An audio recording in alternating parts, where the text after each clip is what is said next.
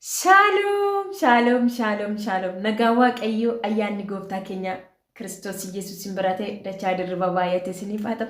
Jaalatamtoota fi kabajamtoota hordoftoota yuutuubii keenya yuutuubii waldaa hiikamsaa biyya keessa biyya alaatiin kan nu hordoftan karaaf kallattii kamiin sheer ta'e qasin bira gahu hunduma keessaniif nagaa Waaqayyoo haa baay'atu. Akkam jirtu jira galata Waaqayyoo. Gooftaan nagaa koof nagaa keessan ta'e bara baraan kan eebbifame haa ta'u. Baga jiraattanii nu jiraachise maddi nagaa keenya Kiristoos Iyyasuus haa eebbifamu. Baga geessan isiniin jenna, baga geessan isiniin jetti waldaan kun waldaan hiikamsaa. Baga geessan, baga wajjumaan geenye. Fayyisaan nuuf dhaalateeme, raabsaan nagaa ilmaan namaa. Waan harkaa fuudhaa himaame, maaloo maaf caal jechuu yaajamaa. Fayyisaan siif dhaalateera, raabsaan nagaa ilmaan namaa. Waan harkaa fuudhaa himaame maarree maaf caal jechuu yaajamaa. Baga geessan guyyaa itti duuti nurra darbe, guyyaa itti moofaan gaddaa tarsa'e, guyyaa itti isa addaam cufee ba'e Kiristoos Yesuus morma namaa fakkaate foon uffatee biyya lafaa kanarra deddeebi'ee abbaatti immoo ol nu deebise. Guyyattiin kun guyyattii sanidha. Baga geessan guyyaa itti yaadannoo dhalachuu gooftaa keenya Yesuus Kiristoosin maatii Waaqayyoo kan taatan hunduma keessan addunyaa irratti kan argamtan mara keessan sheer ta'e kan simbira gahu hundumaaf baga geessan isiniin jetti waldaan kun waldaan hiikamsaa. Baga wajjumaan geenye ayyaanni Waaqayyoo isiniif haa baay'atu. Tole saba Waaqayyoo gooftaan baraaf jireenya keessan haa eebbisu. Sheer gochuudhaan subscribe like gochuudhaan yaada qabdan irree immoo barreessuudhaan akkasuma immoo dhaloota biraan geenye biraan gaa kan jirtan Waaqayyoo baraaf jireenya keessan haa eebbisu. Tajaajilaa kan jirtan tajaajilamaa kan jirtan eebbifamaa kabajamaa ayyaanni isiniif haa baay'atu. Baay'ee isin jaalanna, baay'ee isin kabajna. Gooftaan koo baraaf jireenya keessan haa eebbisu. Baay'ee ulfaadhaa isiniin jenna, kabajamaa isiniin jenna. Gooftaan hunduma keessan isin haa kabaju. Egaa wangeelli kan taa'u miti kan darbuudha malee fuutanii warri dabarsaa jirtan dhaloota biraan ga'a kan jirtan dhugumaan Waaqayyo bara keessan mana keessan jireenya keessan haa eebbisu. Ani immoo walaloo qabadhee tanaan dhufee mata dureen walaloo kootii uumaan foon uffatee jedha. Uumaan foon uffatee dinqii tokkoon himaa dhaga'i yaa namaa, meena dhaggeeffadhu sirritti yaa namaa. Mootii waaqaaf lafaa masiisa dibamaa, barsiisaa hangafaa furii ilmaan namaa, guddaaf sodaatamaa beekaaf amanamaa. Uumaan nuuf dhalatee nu gidduu buufatee, uumaan foon uffatee nu gidduu buufatee. Kalee kan nu dhokse dukkanichi cubbuu, dabarsuu kan dhoowwe danqee qabee lubbuu. Du'a bara baraaf silaa taanee turre, Tsihoon yaadatee Waaqayyo nu fure. Du'a bara baraaf silaa taanee turre, Tsihoon yaadatee Waaqayyo nu fure. Tsihoon yaadatee Waaqayyo nu fure. Tsihoon yaadatee Waaqayyo nu fure. Ifni keenya ba'ee dukkanichi darbee, ifni keenya ba'ee dukkanichi darbee biiftuun nurra ga'e. Ifni keenya ba'e dukkanichi darbee biiftuun nurra ga'e. Dukkanichi darbee biiftuun nurra ga'e.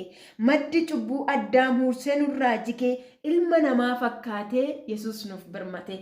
Maddi cubbuu addaam hursee nurraa jigee ilma namaa fakkaatee Yesuus nuuf birmate. Ilma namaa fakkaatee Yesuus nuuf birmate. Ilma namaa fakkaatee Yesuus nuuf birmate. Ilma namaa fakkaatee Yesuus nuuf birmate. Guutuu ta'ee dhufuuf iddoo hin filanne, akka warra kaanii kabajan arganne. Guutuu ta'ee dhufuuf iddoo hin filanne, akka warra kaanii kabajan arganne. Uumaan foon uffatee nu gidduu buufatee jaalala isa abbaa nuuf mirkaneeffate. Uumaan foon uffatee nu gidduu buufatee jaalala isa abbaas nuuf mirkaneeffate. Jaalala isa abbaas nuuf mirkaneeffate. Jaalala isa abbaa nuuf mirkaneeffate. Inni qulqulluudhaa hoolaa muudaa hin qabne, garuu cubbuu keenyaaf iddoo hin filanne. Goorannoo walakkaa seenee buufateera, jijjiire cubbuu keenya ajaa bara dheeraa. Goorannoo walakkaa seenee buufateera, jijjiire foolii keenya ajaa bara dheeraa. Jijjiire foolii keenya ajaa bara dheeraa. Jijjiire foolii keenya ajaa bara dheeraa. Addaaminni foonii du'a nutti fidee, addaaminni lubbuu jireenya nuu dhufee. Akka namaa hin taane, garaa nutti hin jabaanne, ulfina ofii qabu homaattuu hin lakkoofne. Hortee sanyii isaayyuu namatti hin fakkaanne. akka namaa hin taane garaa nutti hin jabaanne ulfina ofii qabu humaattuu hin lakkoofne ortee sanyii qabaayyuu nama ittiin fakkaanne ortee sanyii qabaayyuu namatti hin fakkaanne akkuma ilma namaa waan hundumaa danda'ee gidiraa wallaansoo obseera danda'ee ulfina abbaan qixxee achitti dhiisee dhufe ilmi namaa garuu hancufatti dhufe. Ulfina abbaan qixxee achitti dhiisee dhufe ilmi namaa garuu hancufatti dhufe. Ilmi namaa garuu hancufatti dhufe. Ilmi namaa garuu hancufatti dhufe. Osoo akka kabajasaa, osoo akka maqaasaa, osoo akka ulfinasaa eenyutu dhaabataa laata fuuldurasaa? Osoo akka kabajasaa, osoo akka maqaasaa, osoo akka ulfinasaa eenyutu dhaabataa laata fuuldurasaa? Eenyutu dhaabataa laata fuuldurasaa? Eenyutu dhaabataa laata fuuldurasaa? Hoolota badaniif garaansaa kan gadduu warra dhukkubsateef isa dursee aaduu ilma waaqayyooti inni hoolaa haraaraa goorannoo buufateetu nuunnu sassaabbate warra kakuu hin qabnes abbaatti araarfate. Goorannoo buufateetu nuunnu sassaabbate warra kakuu hin qabnes abbaatti araarfate. Warra kakuu hin qabnes abbaatti araarfate. Maqaansaa guddaadhaa uumama dura ture. Golgaa cubbuu diigee isa kan nu fure. Golgaa cubbuu diigee isa kan nu fure. Amaanu'eel jennaa isa nu faana jiru. Haala barootanis humtuu san jijjiiru. Maqaa isaatiin ala fayyinni hin jiru. Amaanu'eel jennaa isa nu faana jiru. Haala barootanis humtuu san jijjiiru. Maqaa isaatiin ala fayyinni hin jiru. Maqaa isaatiin ala fayyinni hin jiru. Maqaa isaatiin ala fayyinni hin jiru. Fayyinni hin jiru. Iyyeesus mootii nagaa, mootii gorsu warra of tuulanii kan gadi isaan buusu. Dhugaan nuuf dhalatee biyya lafaarratti jaalala abbaa sanas argina ofirratti.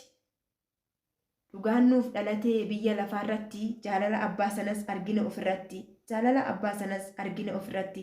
Abbaan nu jaallatee ilma isaa nuuf laatee ilmis nuuf dhaabatee cubbuu keenya baatee akka hin qoramneef abbaa nuuf kadhatee gaaddisa nuuf ta'ee sodaa nurraa gatee. Gaaddisa nuuf ta'ee sodaa nurraa gatee. Abbaan nu jaallatee ilma isaa nuuf laatee ilmis nuuf dhaabatee cubbuu keenya baatee akka hin qoramneef abbaa nuuf kadhatee gaaddisa nuuf ta'ee sodaa nurraa gatee. Gaaddisa nuuf ta'ee sodaa nurraa gatee. Gaaddisa nuuf ta'ee sodaa nurraa gatee. Gaaddisa nuuf ta'ee sodaa nurraa gatee.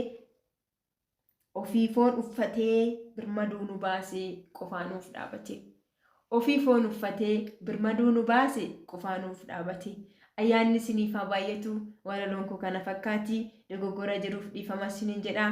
Fayyisaan biyya lafaa masii inni dibamaan hangafni waan hundaa isa hangafa lubootaa ta'ee isa masgaba cufame banee waa'ee keenya dubbisee isa cubbuu keenya bara baraaf araara nuuf taasisee du'a sana nurraa kaasee isa anaaf isiniif gindillaajiidhaa baatee isa qaraanii tolba'e sunii nuuf dhalateera waggaa 2000 duraa. Arras waa'ee dhalachuu isaa lallabnaa. Warran dhalanne immoo laphee isaa keessatti akka dhalatuuf Iyyeesus dhalateera jennaa. Injiru Iyyeesus warra jedhaniif laakki Iyyeesus jira 2000 durayyuu lafa buufateera jennaa. Warra garaan isaanii cabe kan jabeessu, warra abdii dhabeef abdii kan ta'u, hidhaa du'aatti kan nama hiiku, seenaa namaa kan jijjiiru, gaafii namaa kan deebisu, furmaata biyya lafaa kan ta'e ardii addunyaa kanaaf kennaa godhee Waaqayyo abbaan kan kenne Iyyeesus nuuf dhalateera. Dhalachuu isaa yaadanna guyyaa waggaatti si'a tokkotu hin taane yeroo hunda laphee keenya keessa jira Iyyeesus. Laphee koo keessatti dhalate. Goorannoon laphee koodha. Moofaa laphee kootii keessatti dhalate. Moofaa laphee keessanii keessatti dhalatee akka foolii xuraasan jijjiiruu barbaaddu. Gooftaan Iyyeesus Kiristoos goorannoo walakkaatti gaafa dhalatu warri urjiidhaan hooda laaltonni urjiidhaan lafa gooftaan Iyyeesus Kiristoos dhalate ilaaluu dhufan suni wanta foolii qabu fidanii dhufan. Ergaa tokkoon sinii qaba. Gooftaan Iyyeesus Kiristoos laphee namaa keessatti gaafa dhalatu gorannoo keessatti gaafa dhalate wanta foolii qabu fidanii itti aarsan naannoo san fidaniiru kennaan dhufeeraaf iddoo isaan filatu Waaqayyo Kiristoos Yesuus nama keessatti dhalate akka nama fayyisuuf beektota gurguddoota warra sadarkaa qaban hin jenne dhalachuun isaa bichaan sigaa mikinaatu Yesuus bichaan laphee keessatti haa dhalatu malee wanti hin jijjiiramin hin jiru hin jijjiiramu lafa gorannoo jedhamu sanitti dhufanii kufanii sagadaniiruuf silakkoo beektota jajjabtuuta kan dhufee lafa sanitti kufee sagade maaliif Yesuus achitti dhalate kaa laphee keessatti Yesuus haa dhalatu